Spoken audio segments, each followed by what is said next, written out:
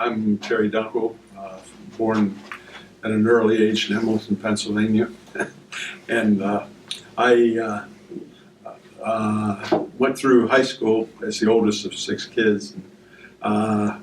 Didn't really have a chance, opportunity to go on to college or anything like that.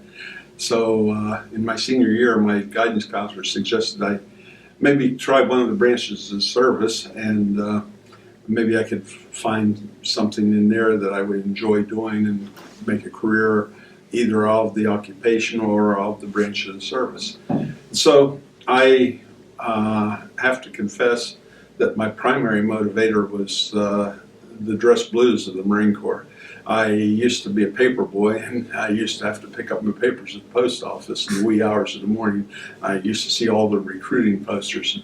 So I liked that uniform, and when the Marine Corps recruiter offered me a guarantee of aviation, I decided to go that way because that seemed like a great occupation at that point.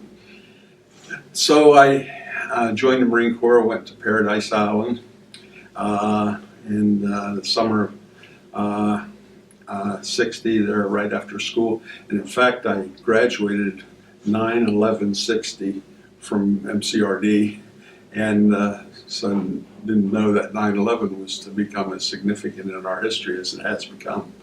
But anyhow, went from there to Memphis, Tennessee. At that time, if we were guaranteed aviation, we went directly from Paris Island to whatever aviation school we were going to. So we didn't go to Camp Geiger. Went straight up to Memphis, Tennessee, and ended up drawing the longest school they had.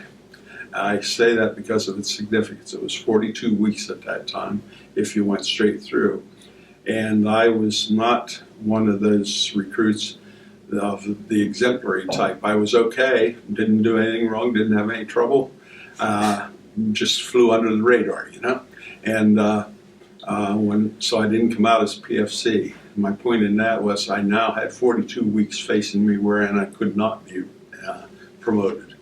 So I resented that a little bit. So I ended up being a private with about a year of service, and then started up the rank structure.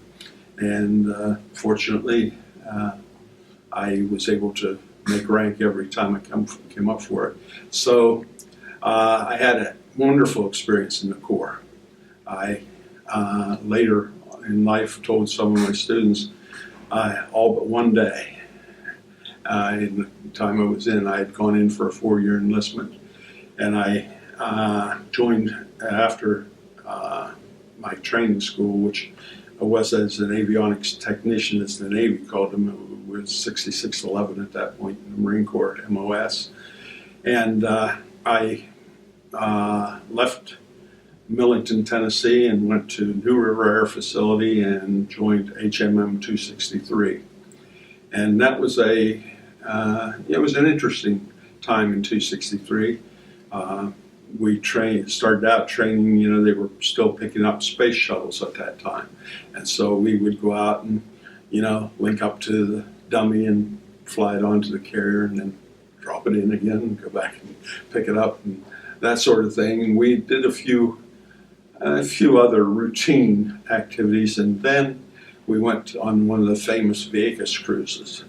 And we finished that cruise, and we then were sent by the government to go into the Dominican Republic, where Trujillo had just been overthrown. And so we went in, and our duty, if you will, was to do a flyover once a day for the 7 days for a week. And so we did that 7-day flyover, and then we'd have Liberty the rest of the day in Dominican Republic. And, it was a crazy time. We did all kinds of crazy things.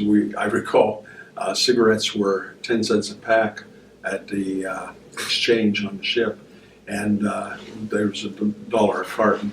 So we would take a pack or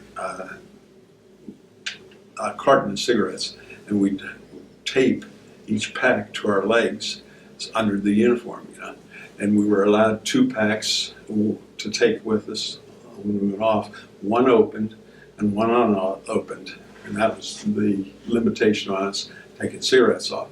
And so we would take them off and go to town, and they were bringing 95 cents on the black market, So we were getting a good return on the investment for a relatively short period of time, and we ended up getting all kinds of Dominican Republic currency, and we we ended up the last day with all of us with wads of this currency, and nothing to buy really, and so I recall that night. A couple of friends of mine and myself, we had several sombreros stacked on each head. We had I had a set of wooden salad bowls carved out of mahogany with the utensils, and one of my friends bought a whole stem of bananas, and so 2 of us had to carry it on. And when we came on board, of course we were a little snockered also, and so when we came up the gangplank, we had to request permission to come on board, sir. Well, we weren't in any shape to do it, either physically or in terms of not being incapacitated by the imbibing we'd been doing all night. So the OD, I can still recall him, when we started to make our feeble attempt to request permission to come on board, he just turned his head and shook it and motioned us on. So we were eating bananas and having fun in our Radio Shack for next week with that. Then we come back. Of course, we were to take several more Vegas cruises in the ensuing almost 2 years I spent with 263. And we had the all-time military flight safety record at that time in US-34s.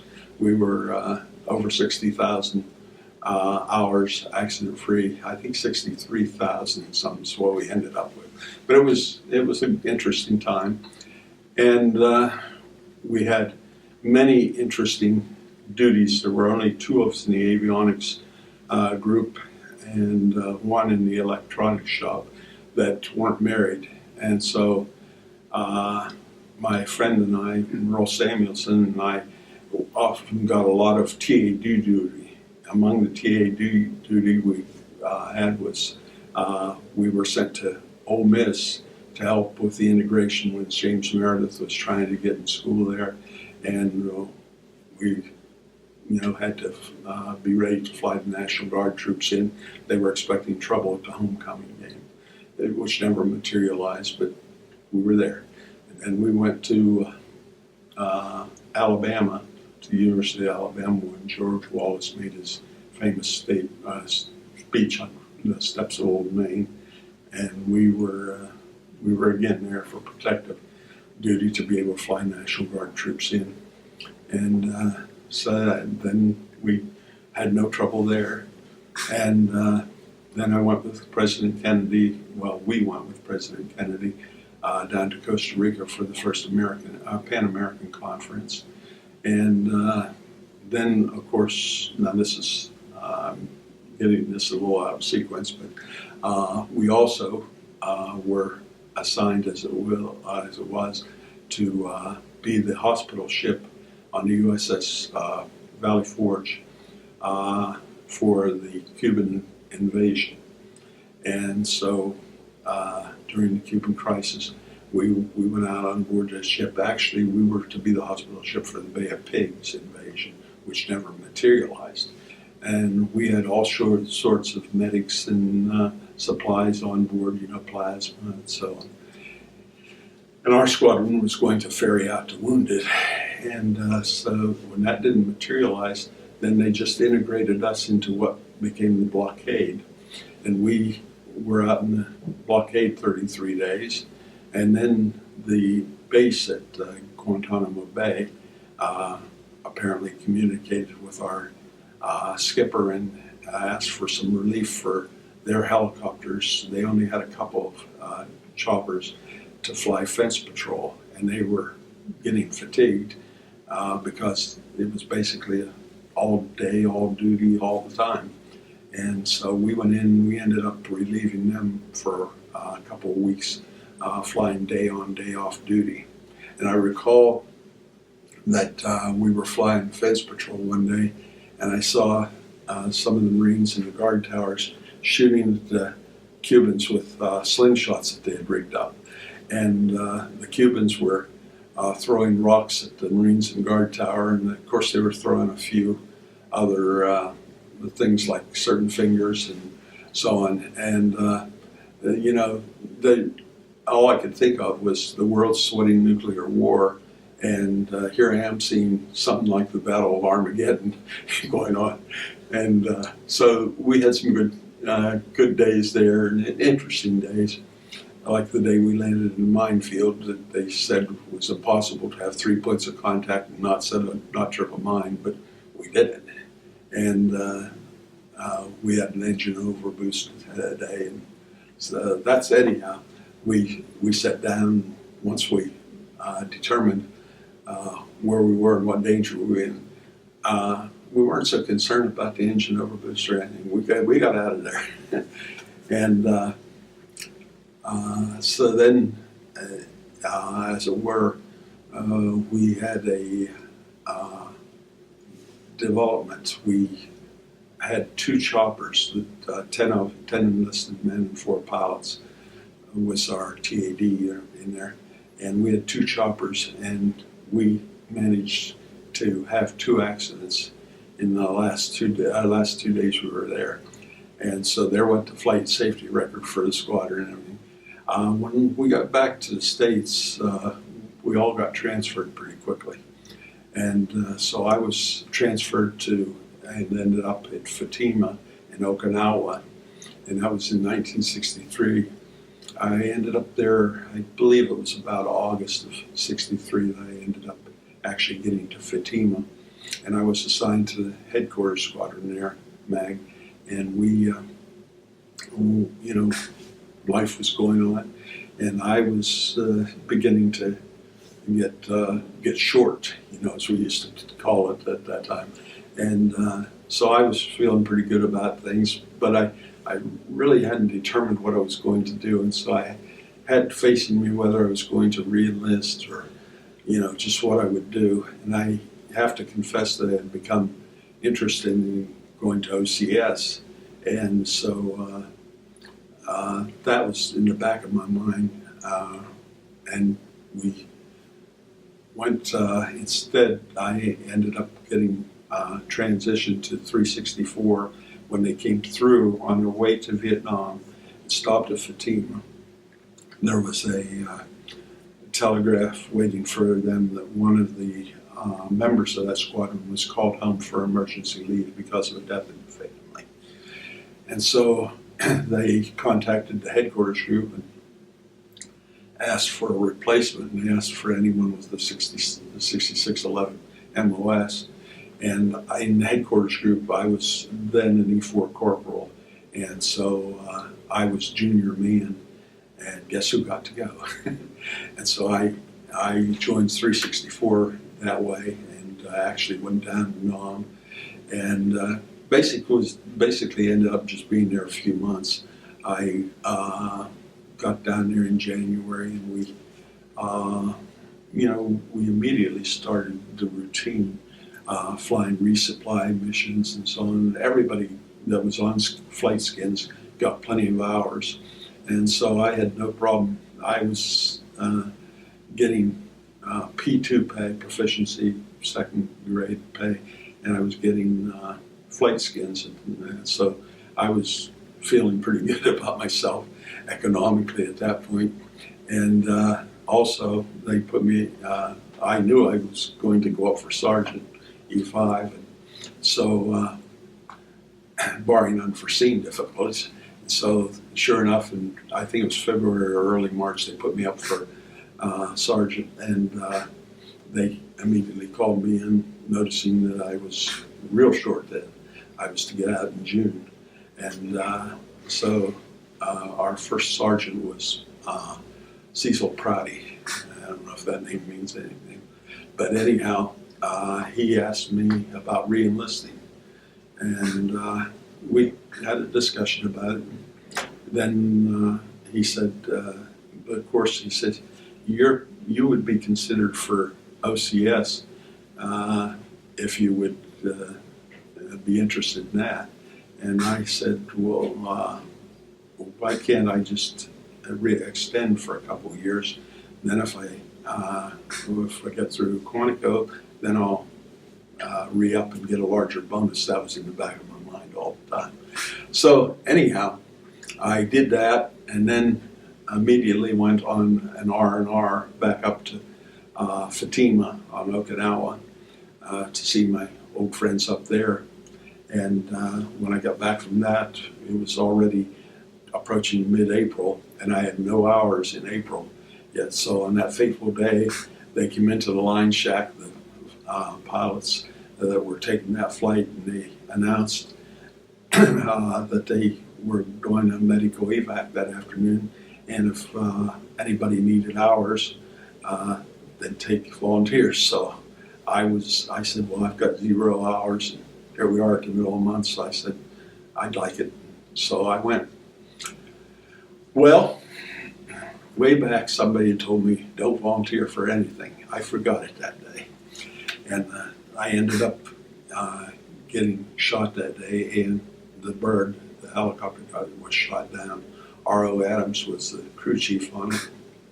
And so I was basically taking his seat that day. And I then ended up in the wee hours of the morning being flown down to Nha Trang, and that began about 9 months of hospitalization, where I had a lot of time to go over everything in my mind about my future. Some of it didn't seem too promising or rosy, you know. Somehow I was focusing on all the things that I couldn't do anymore. And one thing I recall that they really kind of knocked the wind out of my sails with, they told me I wouldn't be able to run anymore. And I loved running at that time. And so I decided from that point on I would have to stay around and fight instead of run. No, you know, I just realized, well, that's what my life's going to be. And I was feeling what I would have to describe now as depression, you know, and laying in that hospital bed. It was a little over 6 months before I got out of bed for the first time. So I had a lot of time to think it over, and I recall one day finally thinking, well, dummy, at least you're going to get out of here, and you're going to have some kind of a future. You can either get better or you can get bitter. And I decided to get better, and I'm thankful for that.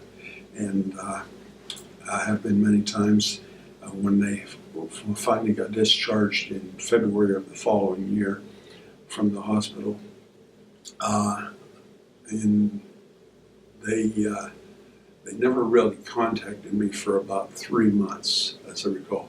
In the meantime, I had gone home, and I had younger siblings, and they and their friends were talking to me about college.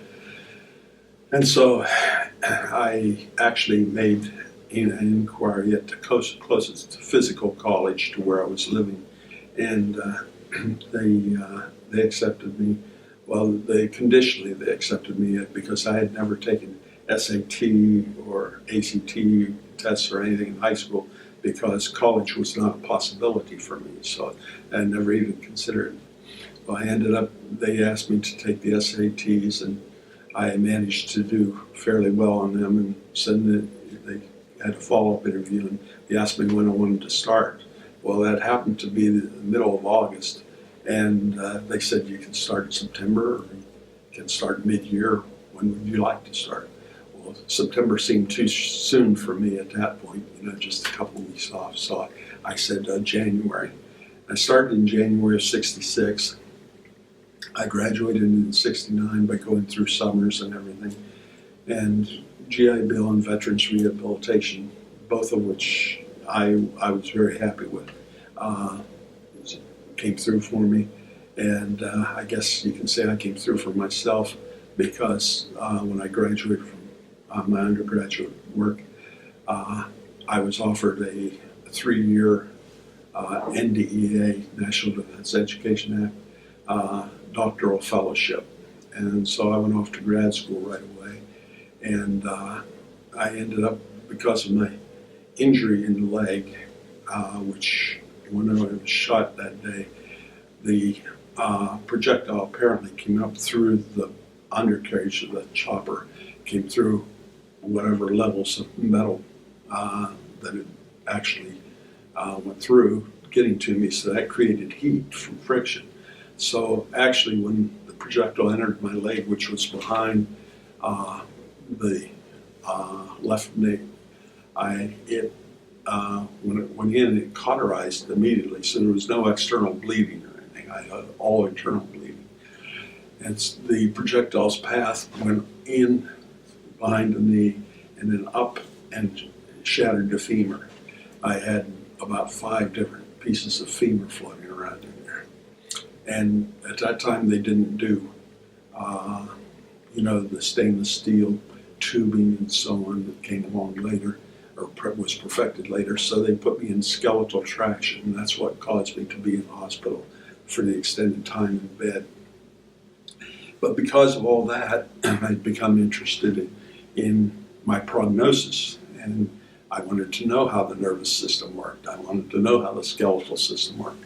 And so, long story short, I tended to take every course I could get in anatomy and physiology, and along with the other courses I was taking. And so, just after I finished my graduate work at University of New Mexico, I then was offered a position back where I had done my undergraduate work. And it was a temporary 1-year position that they offered me. It was what they called soft money, and meaning it was federal money, and it was just for a limited time. And so I decided it would look good on my resume, so I took it. And I walked out of there 31 years later when I retired, and it turned out to be good for me. In addition, when I had decided that I was going to get better, I decided I was not going to leave any grass under my feet, or however you want to express it. And so I took advantage of opportunities as they came my way.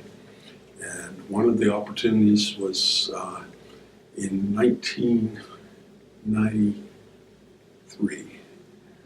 There was an open space, commercial space, across from the college, and I inquired about it. Long story short, I ended up putting a Subway sandwich shop.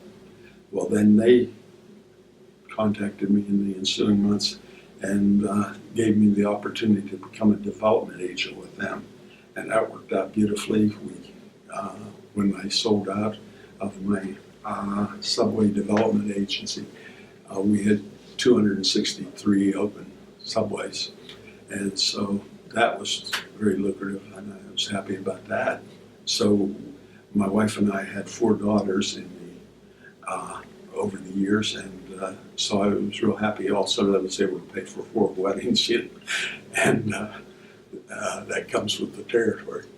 And I also had picked up in 1971 with an outfit called Amway, and we had become founders, Emerald direct distributors with Amway, and had a bunch of what they call diamond direct distributors in our group. And so we, to today, are still involved with Amway because there's wonderful residuals that we still keep getting. And so life's been good, and all except for one day in the Marine Corps, it was a blast. And I still look upon the Marine Corps experience favorably from every angle.